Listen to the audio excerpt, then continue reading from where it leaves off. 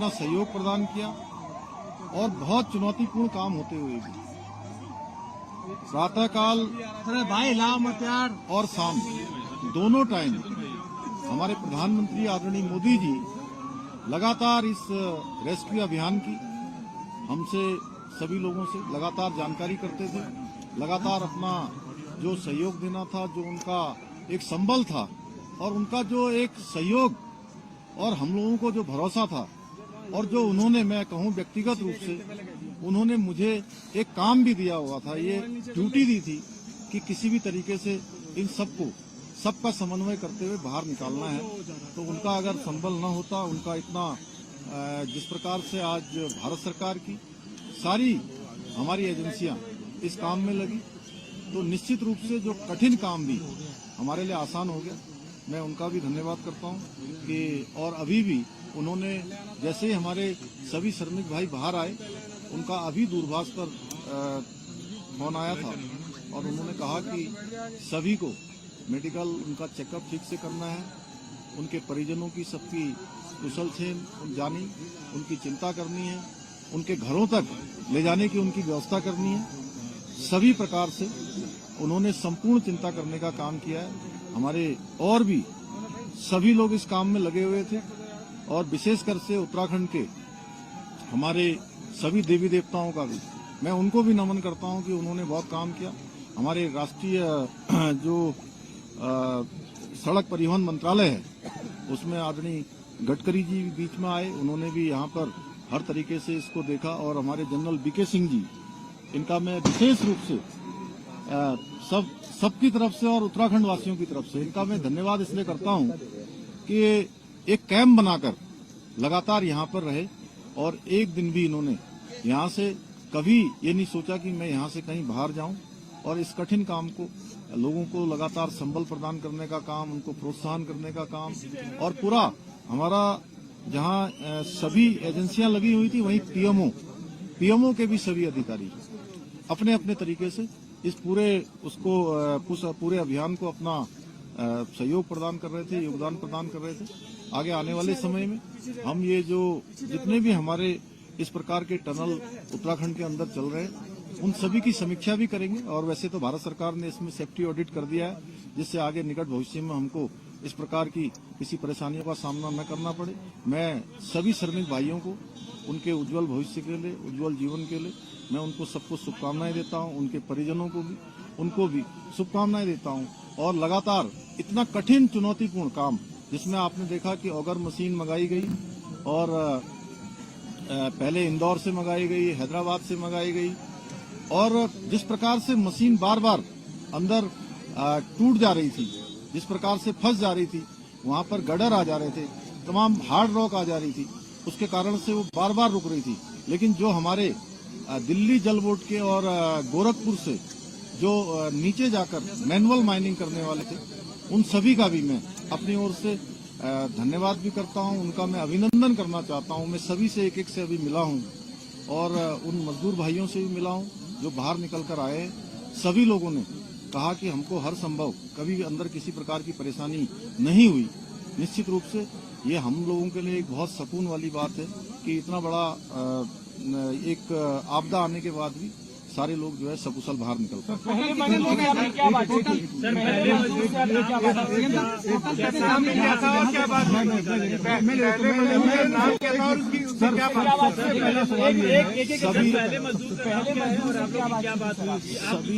देखिए अलग अलग थे, जैसे कि अंदर विशेष रूप से जो हमारी शुरू से बात हो रही थी, उसमें सबा अहमद, गब्बर सिंह और अखिलेश, तीन इनके जो टीम लीडर थे, उनसे लगातार हमारी बात हो रही थी।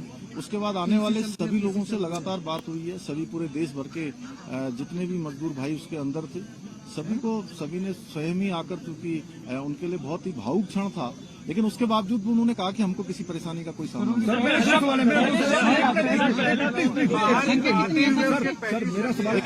उनको मैं बता रहा हूँ, उनको उन्होंने ये कहा कि मैंने कहा आप लोगों को अंदर किसी प्रकार की कुछ चिंता तो नहीं हो रही थी। उन्होंने कहा नहीं, शुरू के दिनों में जरूर हमको चिंता हुई, लेकिन उसके बाद से जब आपसे बात हो गई, अन्य सभी लोगों से लगातार कम्युनिकेशन होने लगा, तो हमको पूरा भरोसा हो गया था कि आप लोग हमारी चिंता कर रहे हैं और हम अंदर नहीं रहेंगे, हम बाहर निकलेंगे। एक मिनट सर, सवाल ये है कि क्या आप जो रेस्क्यू के करने गए हैं, नहीं, वो अच्छा प्रश्न पूछा, मैं बता रहा हूँ। एक मिनट इन्होंने जो पूछा मैं बताता हूँ। देखिए ऐसा है, नहीं, अरे पहले अरे इन्होंने जो पूछा मैं बता रहा हूँ। देखिए ऐसा है, ये सब लोगों ने बैठ के तय किया था कि जो सबसे छोटे होंगे उनको सबसे पहले निकाला जाएगा और जो टीम लीडर है वो 5 लोग वो सबसे अंत में निकले। तो ये हाँ, एज में और जो भी क्राइटेरिया बनाया गया था सर सबको निकाल लिया गया है, सबको नहीं। जिस दिन देखिए ये 16 तारीख को जिस दिन ये अभियान तेजी से चल रहा था और लगभग 24 मीटर के आसपास पहुंच गया था, अचानक वाइब्रेशन तेज होने लगा और मशीन भी अंदर जाकर फंस गई। वो मोमेंट बहुत ही कठिन था और चूंकि उस दिन मैं एक कार्यक्रम के बाद मैं जैसे ही भोजन करने को जाने वाला था 3-3:30 बजे और मुझे जैसे सूचना मिली तो वो मुझे एकदम से बहुत बड़ा मुझे एक झटका जैसा लगा। लेकिन मेरा ईश्वर पर और बाबा बौखनाथ पर पूरा भरोसा था कि वो निश्चित रूप से सबका जीवन बचाएंगे, सबको सुरक्षित बाहर निकालेंगे और उनका आशीर्वाद और उनको पूछने दो। आगे की प्रक्रिया क्या होगी? देखिए अभी उनको अस्पताल भेजा जाएगा, 24 घंटे के ऑब्जर्वेशन में रखा जाएगा और उनको घर भेजा जाएगा। देखिए ऐसा है कि अभी वो सारे के सारे एक लंबी चूंकि हवा पानी और एक अलग वातावरण से बाहर आए हैं, तो अभी जो डॉक्टरों की सलाह होगी उसके आधार पर ही हम लोग काम करेंगे। उसके आधार पर उसके बाद उनको घर भेजना होगा या जो भी करना होगा, पहले मेडिकल सुपरविजन में उनको रखा जाएगा, उनकी मॉनिटरिंग की जाएगी, उसके बाद आगे की कोई क्रिटिकल नहीं, कोई नहीं, सारे सामान। एक मिनट इनको पूछने दो, उसके बाद आपके पास आ रहे। सर वर्कफोर्स कितना था, कितने लोगों को लगाया हुआ था, खासतौर पर अगर ऑपरेशन कितना बड़ा इन टर्म्स ऑफ नंबर? देखिए अब ये नंबर तो मैं आपको देख के बता दूंगा, लेकिन इसमें जिन जिन लोगों की भी आवश्यकता पड़ी और देश के अंदर और विदेशों में भी जो टेक्नोलॉजी और जो विशेषज्ञ इसके थे, हमने सभी से कंसल्ट किया था और जो सबसे अच्छा रेस्क्यू हो सकता था उस तरफ हम लोग बढ़े। हालांकि कठिनाई आई। जी सर, तो वो अभी एस्टिमेट लगाना मुश्किल है, वो आपको बता देंगे अलग से। और जितने भी लोग लगे यहाँ पे कौन थे? आप थे, आपका हो गया। एक मंदिर में गए, बाबा बागनाथ के मंदिर में गए। गांव वालों का कहना है कि जब तक मंदिर नहीं बनेगा हम आगे काम नहीं होने देंगे। क्या सरकार वो पहले ही हम लोगों ने तय कर लिया है कि मंदिर वहाँ पर बनेगा, बाबा बागनाथ की कृपा से। गांव वालों से पूछने से पहले ही वो डिसाइड हो गया। डिसाइड हो गया ऑलरेडी। सो मोटो हम लोगों ने लिया। एक मिनट बाबा, एक मिनट। इस पूरी कड़ी में रैट माइनर्स की भूमिका कितनी अहम थी, वो अंतिम पड़ाव में आए और पूरा ये आपने शायद मैंने जो सबसे पहले बीच में बोला था, आपने शायद उसको ध्यान नहीं दिया। वो उनकी बहुत बड़ी भूमिका थी। दिल्ली जल बोर्ड से भी आए थे, गोरखपुर से भी आए हुए थे। उन लोगों ने मैनुअली जाकर जो काम किया वो बहुत निर्णायक इस पूरे अभियान को निर्णय तक पहुंचाने का काम उन्होंने भी किया है। सर मजदूरों के लिए किसी राहत राशि का ऐलान किया गया, कोई समर्थन राशि उनके लिए? नहीं, सभी समर्थन राशि, राहत राशि। प्रधानमंत्री जी ने ट्वीट किया है, फर्स्ट डे से लास्ट दिन तक वो चुनावी व्यवस्था के बावजूद इस पर मॉनिटरिंग करते रहे। उनकी संवेदनाएं पूरे देश ने देखी है, क्या कहेंगे?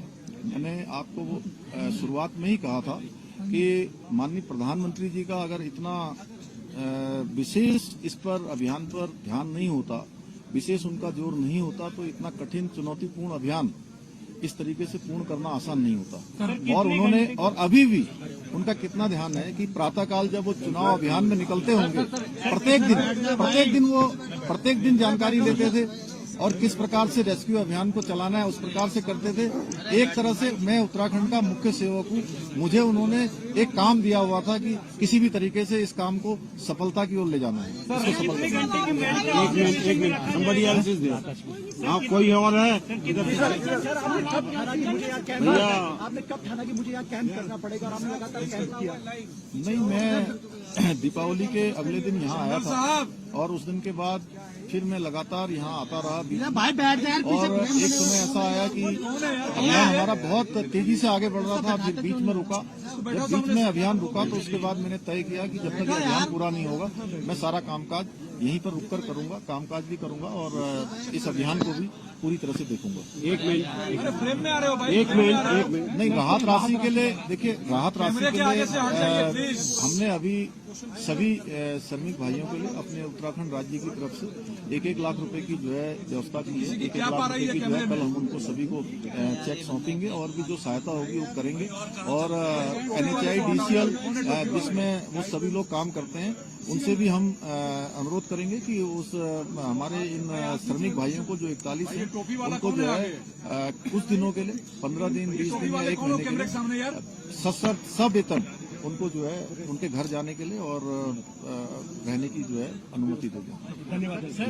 कितने घंटे की एक मिनट इनको पूछ लेने दे भाई। Sir may be in terms of the cost जो भी लगी या वर्कर्स और दूसरा क्या एयरलिफ्ट करने की बात आ रही है, नॉट फॉर मेडिकल बट घर जाने के लिए। अभी देखिए, सबसे पहले अभी सभी लोग बिल्कुल जो भी अभी चेकअप हुआ है आने के बाद उनका ब्लड प्रेशर चेक हुआ है, अन्य जो भी जरूरी जो शुरुआती जो लक्षण होते हैं वो किसी प्रकार के किसी भी कमजोरी के या किसी थकावट के किसी बुखार के कोई भी लक्षण उनके अंदर नहीं है, सारे के सारे स्वस्थ हैं। और इतना बताऊं कि जब उनके लिए अंदर स्ट्रेचर की व्यवस्था की थी कि वो स्ट्रेचर से आए, उसमें स्ट्रेचर में नहीं आए, सारे लोग क्रॉलिंग करके आए हैं, तो वो सब स्वस्थ हैं और अच्छे तरीके से थे। इसलिए पहला सवाल जो मेरा था, हाँ, हम लोग को मैग्नीट्यूड समझा दीजिए कितना बड़ा ऑपरेशन था, may be in terms of कितना कॉस्ट आया या फिर इन टर्म्स ऑफ कितना वर्कफोर्स। अब देखिए, अभी तो पहले कॉस्ट को देखते कि हम लोग पहले उनके जीवन को सुरक्षित बचाते या उनको बाहर निकालते। हमारी पहली प्राथमिकता थी कि कॉस्ट कितनी भी लगे। हमारे प्रधानमंत्री जी ने कहा था कि किसी भी कीमत पर सबको सुरक्षित बाहर निकालना, ये हमारी प्राथमिकता थी। धन्यवाद।